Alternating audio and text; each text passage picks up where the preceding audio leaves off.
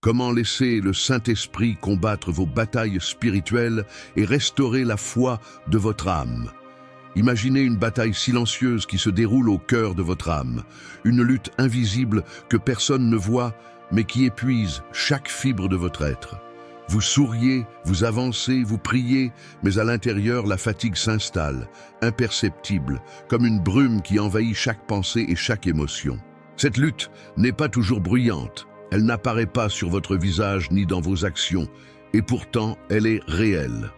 La foi ne se brise pas d'un seul coup, elle s'amenuise lentement lorsque nous essayons de porter seuls le poids des combats spirituels. Chaque effort humain devient un fardeau supplémentaire, chaque pensée de doute ou de peur s'ajoute au poids déjà présent, et nous oublions parfois que nous avons été créés pour recevoir de l'aide, non pour tout faire par nous-mêmes. Dans cette tempête silencieuse, il est facile de confondre le courage avec la persistance acharnée. Nous pensons que prier plus, lire plus, agir plus, lutter plus est la solution. Mais la vérité est que cette course effrénée peut masquer la vraie bataille et nous éloigner de ce qui compte réellement.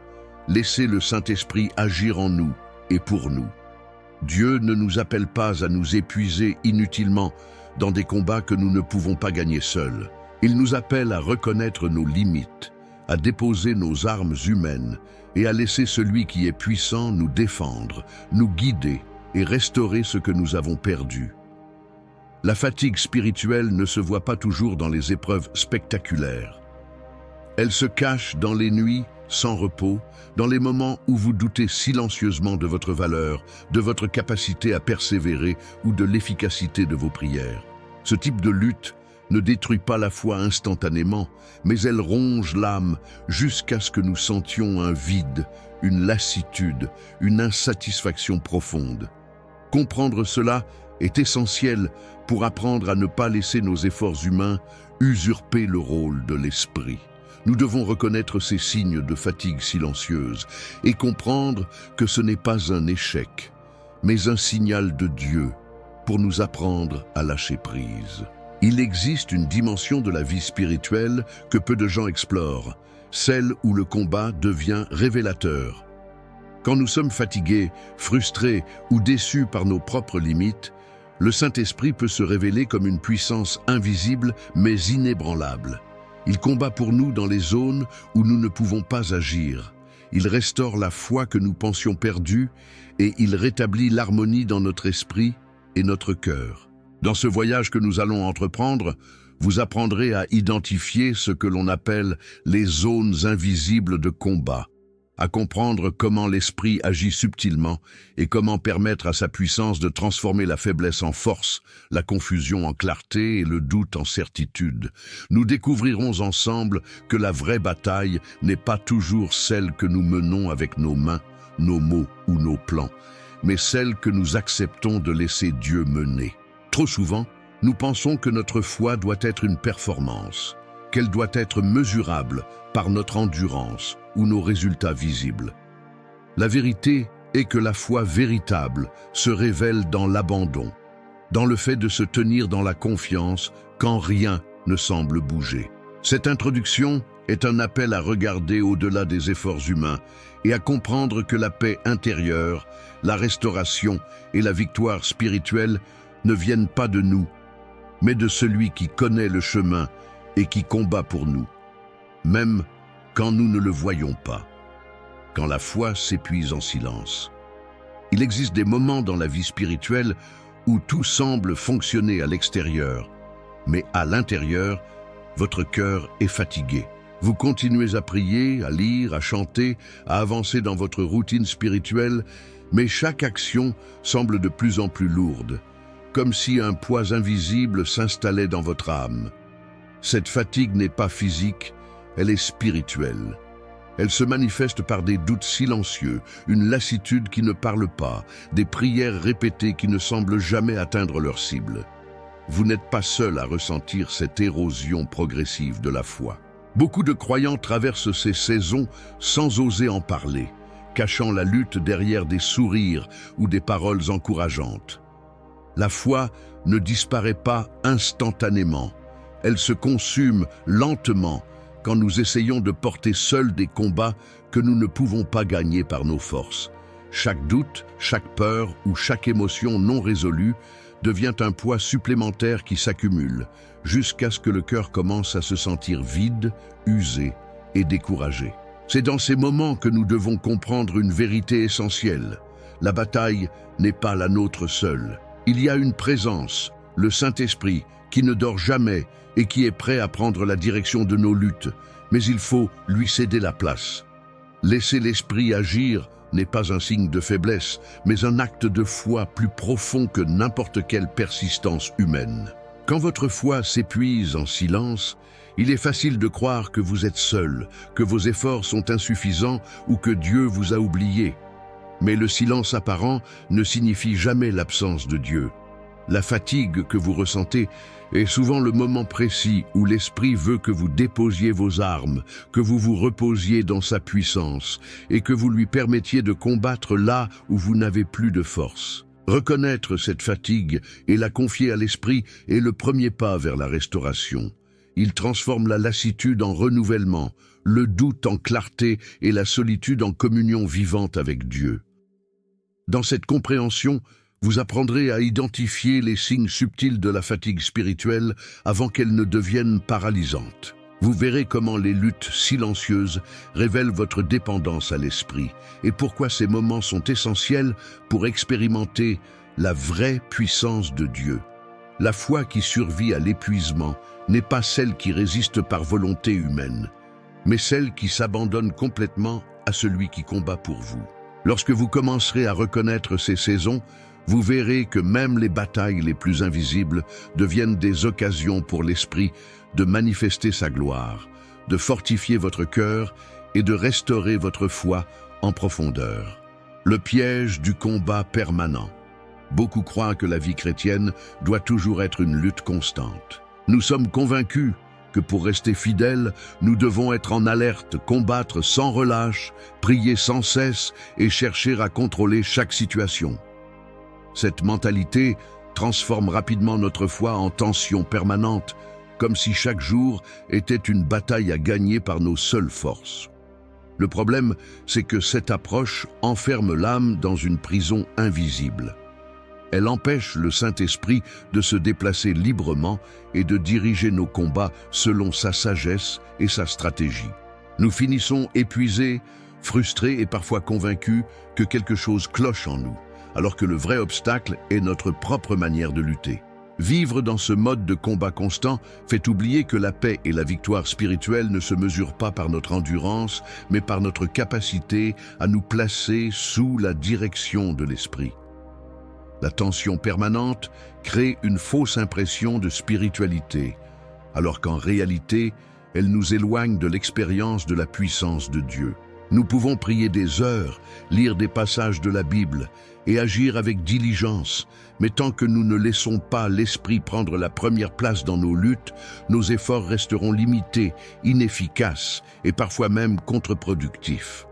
Reconnaître ce piège est le début de la liberté. Il ne s'agit pas d'abandonner le combat, mais de redéfinir qui mène ce combat. Le Saint-Esprit ne se contente pas de nous soutenir lorsque nous luttons.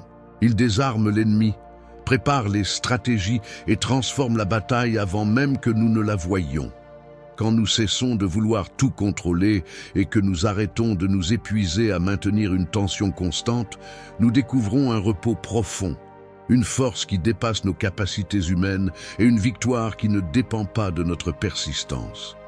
Ce piège du combat permanent est subtil parce qu'il se cache derrière la bonne intention. Nous pensons bien agir, mais en réalité, nous étouffons la liberté de l'Esprit. Libérer notre cœur de cette lutte incessante, c'est ouvrir la porte à une action divine invisible, mais irrésistible. L'Esprit se déplace lorsque nous abandonnons nos illusions de contrôle et que nous choisissons de nous placer dans une posture de dépendance et de confiance, permettant ainsi à notre foi de se régénérer et à nos batailles spirituelles de trouver leur solution véritable. L'illusion du contrôle spirituel.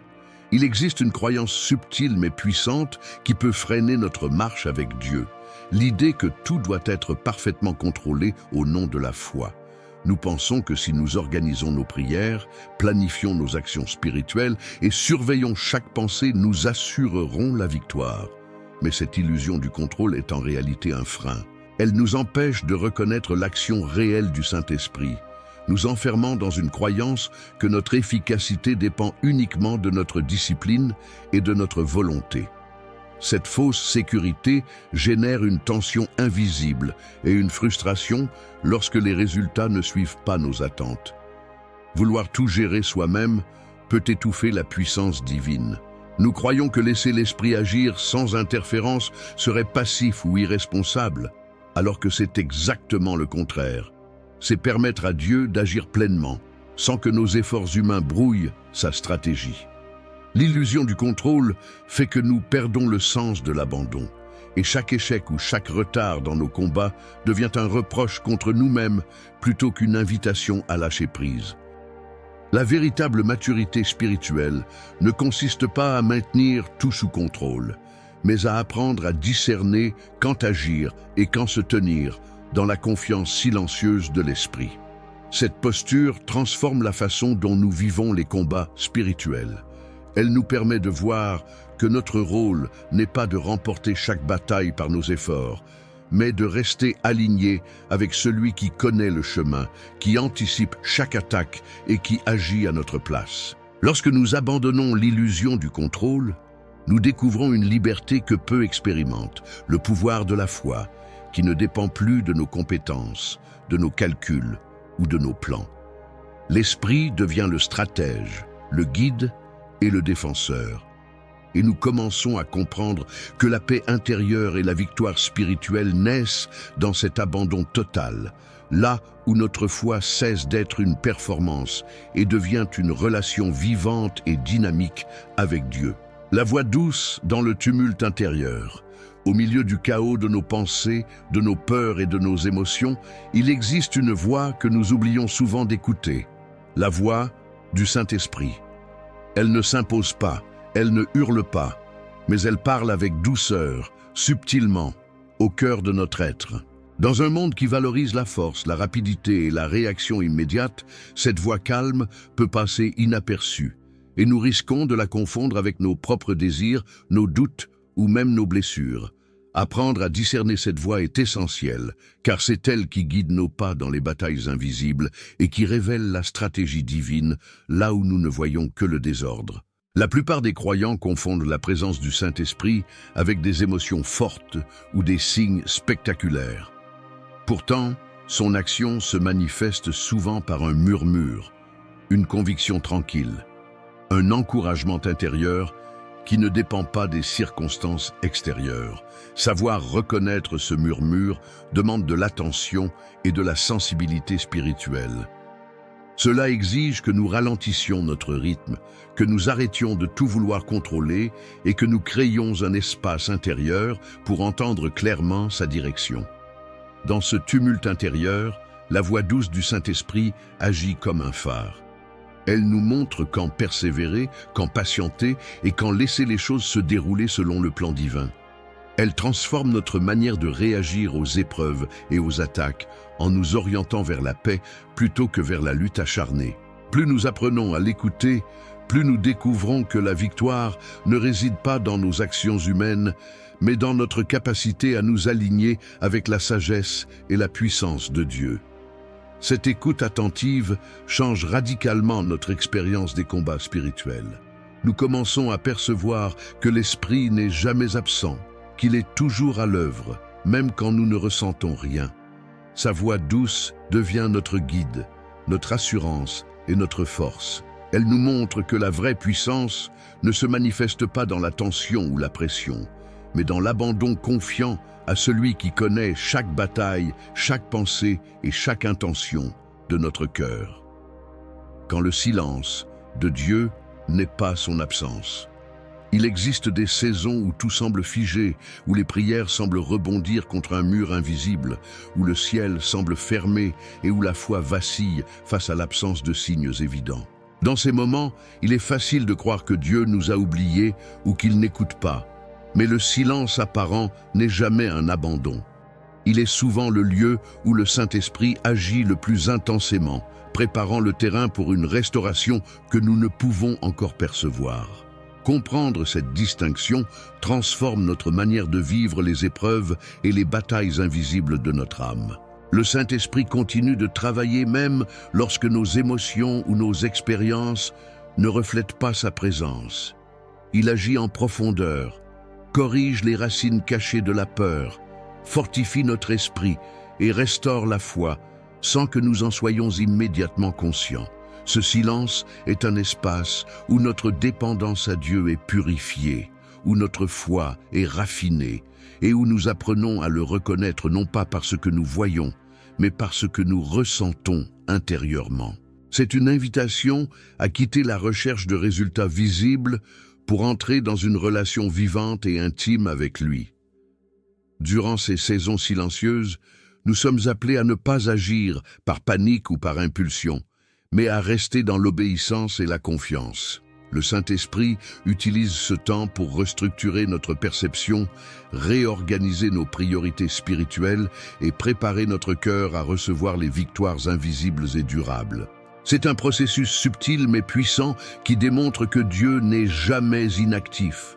Sa puissance n'est pas mesurée par les événements immédiats, mais par la transformation silencieuse qui opère dans notre intérieur. Apprendre à reconnaître le silence comme un acte divin plutôt que comme un vide permet de redéfinir notre expérience de la foi. Nous cessons de chercher des preuves extérieures et commençons à percevoir la présence et l'action de Dieu dans chaque respiration, chaque pensée et chaque conviction intérieure.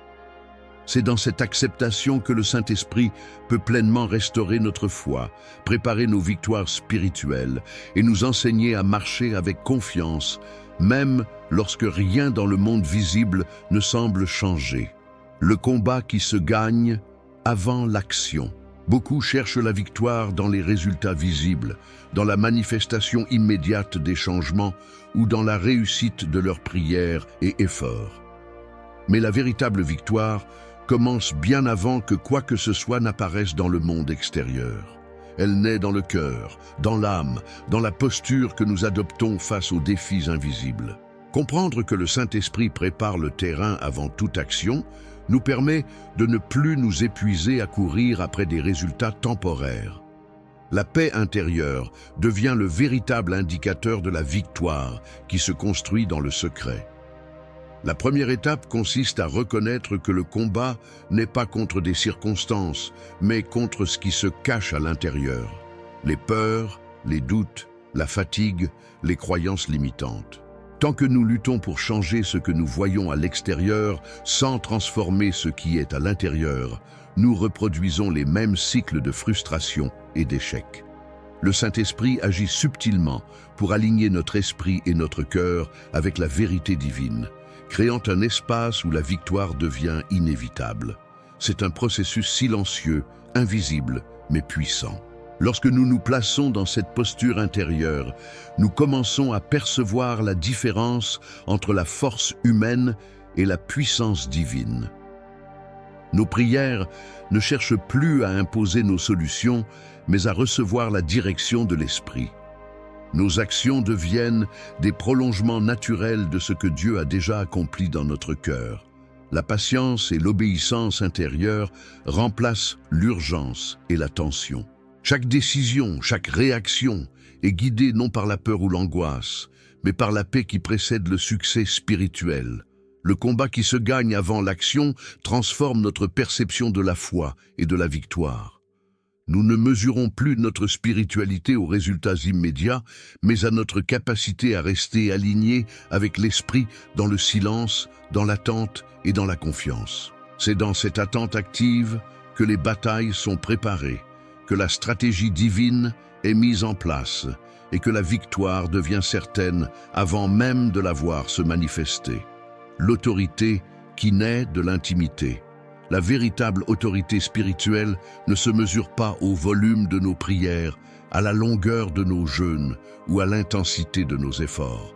Elle naît dans la profondeur de notre communion avec le Saint-Esprit, dans ces moments où nous nous tenons silencieusement devant Dieu, et que notre cœur s'ouvre totalement à sa direction.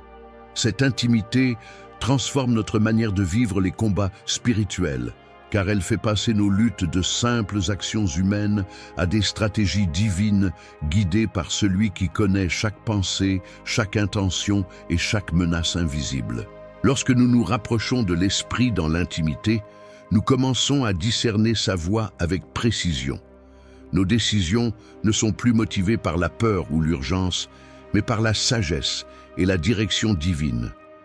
Les batailles qui semblaient insurmontables deviennent des occasions de manifester la puissance de Dieu. L'autorité ne consiste pas à imposer notre volonté, mais à permettre à l'esprit de s'exprimer pleinement à travers nous. Cette posture change radicalement la dynamique de nos combats, car l'ennemi se retrouve confronté non pas à notre force limitée, mais à la puissance de celui qui combat pour nous. Cette intimité exige du temps, de la constance et une attention réelle à l'esprit. Elle se manifeste dans la capacité à écouter, à obéir et à se reposer dans sa guidance, même quand les circonstances semblent contraires. Plus nous cultivons cette proximité, plus nous découvrons que la victoire spirituelle n'est pas obtenue par des techniques ou des méthodes, mais par la relation vivante avec Dieu. Chaque parole, chaque action et chaque décision deviennent un reflet de son autorité et de son pouvoir. L'autorité qui naît de l'intimité transforme non seulement notre façon de combattre, mais aussi notre vie entière. Elle rend nos prières plus efficaces, nos choix plus sages et nos luttes plus légères. Elle établit une paix intérieure qui ne dépend ni des circonstances ni des résultats visibles, mais de la présence constante de l'esprit en nous. Cette relation intime est la clé pour marcher avec assurance, pour combattre avec confiance et pour expérimenter une foi qui ne vacille jamais, même face aux batailles les plus difficiles, les batailles héritées et les chaînes invisibles. Certaines luttes ne viennent pas uniquement de nos choix ou de nos expériences personnelles. Elles s'infiltrent dans notre vie par des schémas répétitifs, des blessures anciennes et même des influences générationnelles invisibles. Ces chaînes invisibles pèsent sur l'âme, limitent notre foi et rendent certaines victoires impossibles à obtenir par nos propres forces. Beaucoup ignorent leur existence, pensant que leurs échecs ou leur résistance sont simplement des faiblesses personnelles, alors qu'en réalité, ce sont des espaces que le Saint-Esprit veut révéler pour les libérer. Reconnaître ces batailles héritées est essentiel pour avancer. L'Esprit nous montre où se trouvent les racines de la peur, de la colère, du doute ou de l'inaction. Ces révélations ne sont pas destinées à nous accabler, mais à nous donner la liberté. Lorsque nous permettons à l'esprit de dévoiler ces chaînes invisibles, nous pouvons recevoir une guérison profonde et durable qui va au-delà des simples solutions temporaires. C'est un processus qui transforme non seulement notre vie spirituelle, mais aussi nos relations et nos choix quotidiens. Ces luttes héritées ne se résolvent pas par la force ou la discipline seule. Elles nécessitent une intervention divine, une compréhension que certaines victoires ne peuvent être atteintes que lorsque nous nous abandonnons totalement à l'action du Saint-Esprit. En laissant l'Esprit révéler et restaurer ces zones cachées, nous découvrons une liberté qui permet à la foi de s'épanouir, à l'âme de respirer et aux batailles qui semblaient impossibles de tomber sous la puissance de Dieu. Comprendre que nous ne sommes pas seuls face à ces chaînes invisibles transforme notre perception du combat spirituel. L'Esprit devient le guide, le libérateur et l'intervenant stratégique. Chaque révélation intérieure, chaque vérité dévoilée est un pas vers la restauration complète. Nous apprenons à laisser Dieu agir là où nos forces humaines échouent, et à recevoir une victoire qui s'inscrit dans l'éternité, pas seulement dans l'instant. La peur de perdre qui empêche de laisser Dieu gagner. Parfois, nous ne réalisons même pas que notre plus grand obstacle n'est pas l'ennemi extérieur, mais la peur intérieure de perdre le contrôle. Nous craignons ce que Dieu fera si nous lui abandonnons totalement la situation, si nous cessons de lutter par nous-mêmes. Cette peur nous pousse à retenir notre confiance, à agir prématurément, à diriger les combats selon nos plans au lieu de laisser l'esprit prendre la tête.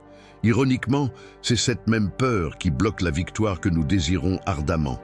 L'esprit invite à une posture différente, celle de l'abandon total. Il nous apprend que la victoire divine ne se mesure pas à nos stratégies ou à notre maîtrise, mais à notre capacité à lâcher prise. Quand nous choisissons de laisser Dieu agir, nous découvrons que ce que nous pensions perdre devient la porte d'une libération inattendue et d'une foi renouvelée. Chaque moment où nous résistons à cet abandon prolonge la lutte et intensifie notre fatigue intérieure, tandis que chaque décision de confier le combat à l'esprit ouvre un chemin vers la paix et la restauration. Reconnaître cette peur est crucial. Elle est subtile, parfois déguisée en prudence ou en sagesse humaine, mais elle révèle notre tendance à vouloir gérer ce que seul Dieu peut transformer. L'esprit agit avec patience et précision, mais il attend que nous relâchions notre emprise. Lorsque nous acceptons ce processus, nous comprenons que la vraie victoire ne dépend pas de notre capacité à nous battre, mais de notre courage à nous arrêter et à permettre à Dieu de gagner à travers nous. La peur de perdre disparaît progressivement lorsqu'on expérimente la puissance de l'abandon. Chaque combat, chaque lutte devient une occasion de témoigner de la fidélité divine. Nous découvrons que la paix et la victoire ne résident jamais dans notre contrôle, mais dans la confiance totale en celui qui connaît le plan, le timing et la stratégie parfaite. Lâcher prise devient alors un acte de foi plus puissant que toute action humaine. L'Esprit Saint comme stratège divin. Le Saint-Esprit ne se contente pas de réagir aux attaques ou aux problèmes que nous rencontrons. Il élabore une stratégie céleste, orchestrant chaque détail de nos batailles de manière invisible et parfaite. Nous avons souvent tendance à vouloir anticiper, contrôler et accélérer les événements, mais l'Esprit travaille selon un plan que nous ne pouvons pas toujours comprendre. La patience devient alors un élément essentiel. Ce que nous percevons comme lenteur ou silence est souvent le moment précis où Dieu prépare une victoire que nous ne pourrions pas atteindre seuls. Comprendre cette dimension transforme notre expérience de la foi. La stratégie divine dépasse nos calculs et nos efforts humains. Chaque situation, chaque conflit, chaque doute est placé sous la direction de l'Esprit pour révéler sa puissance et sa sagesse. Nous apprenons à ne pas chercher à imposer notre volonté, mais à coopérer avec Dieu, à rester attentifs aux indications qu'il nous donne et à marcher dans l'obéissance. C'est ainsi que les combats qui semblaient impossibles deviennent des occasions de manifester une victoire surnaturelle. Lorsque nous intégrons cette perspective, nous commençons à voir que le timing de Dieu est parfait. Les moments où nous pensions devoir agir immédiatement deviennent des saisons d'apprentissage, de préparation et de purification intérieure. L'Esprit prépare le terrain de façon invisible, mais chaque mouvement est calculé pour assurer la victoire durable.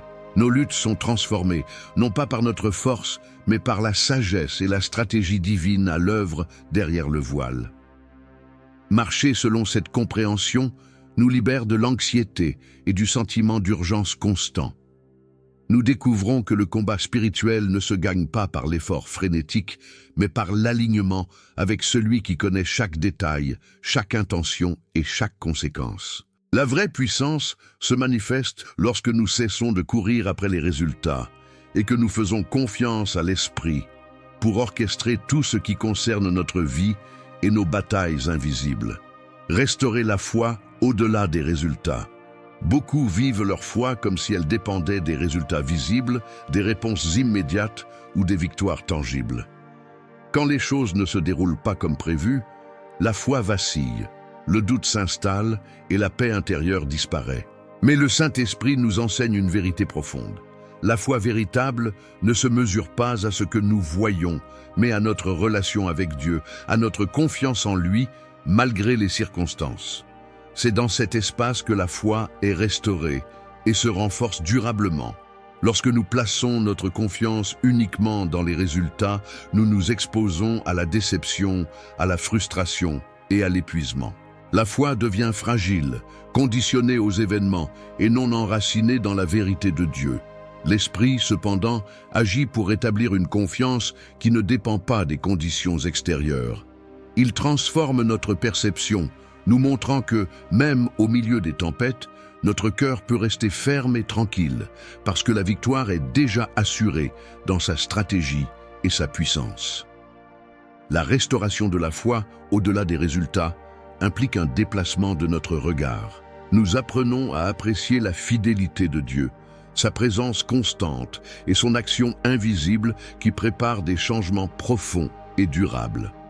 Chaque expérience, même difficile, devient une opportunité de croissance, une occasion de renforcer notre relation avec l'Esprit et de comprendre que la vraie victoire se manifeste d'abord à l'intérieur, avant de se révéler à l'extérieur. Cette transformation permet de vivre les combats spirituels avec une paix inébranlable. La foi cesse d'être un instrument pour obtenir ce que nous voulons et devient un lien vivant avec Dieu, une confiance profonde qui ne se déplace pas en fonction des circonstances. L'Esprit restaure ainsi notre cœur, nous donnant la force de persévérer et la capacité de marcher avec assurance, indépendamment de ce que le monde extérieur présente. Nous découvrons que la foi véritable est celle qui résiste à l'incertitude et s'épanouit dans la dépendance totale à Dieu. Quand vous cessez de combattre seul, la véritable victoire spirituelle commence au moment précis où vous décidez d'arrêter de lutter par vos propres forces et de laisser le Saint-Esprit prendre les rênes. Pendant trop longtemps, nous croyons que persévérer signifie multiplier nos efforts, contrôler chaque détail et porter seul le poids de nos combats. Mais cette approche nous épuise et nous empêche de voir l'action subtile et puissante de Dieu. L'abandon conscient, total et volontaire devient alors la clé pour expérimenter la paix, la liberté et la victoire que nous cherchons depuis si longtemps.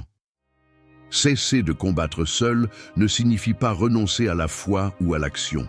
Cela signifie reconnaître que notre rôle est de rester aligné avec l'Esprit, d'écouter, d'obéir et de nous tenir dans la confiance, même lorsque rien ne semble se déplacer. À ce moment-là, chaque bataille, chaque lutte et chaque peur trouve sa place dans la stratégie divine. Le Saint-Esprit devient le stratège, le défenseur et le guide. Nos efforts humains ne sont plus le centre du combat, mais un complément à l'action invisible et irrésistible de Dieu. Lorsque vous laissez l'Esprit agir pleinement, vous découvrez que la victoire arrive de façon que vous n'auriez jamais imaginée. Les chaînes invisibles sont brisées, les blessures anciennes sont guéries, les doutes se dissipent et la foi renaît avec une force nouvelle. Chaque moment de lutte devient une opportunité de croissance et de transformation profonde. Le combat cesse d'être une charge pour devenir une expérience de communion et de puissance. Au final, la liberté spirituelle et la restauration de la foi se trouvent dans cet abandon total. La paix intérieure, la clarté et la force inébranlable ne viennent pas de nos efforts, mais du choix conscient de laisser le Saint-Esprit mener le combat. C'est dans cette décision que naît la véritable victoire, une victoire durable, intérieure et visible, qui transforme notre vie, notre âme et notre marche avec Dieu. C'est le point culminant de toutes les révélations précédentes. Lorsque nous cessons de combattre seuls, nous expérimentons la puissance divine à l'œuvre et notre foi s'élève au-delà de tout ce que nous aurions pu imaginer.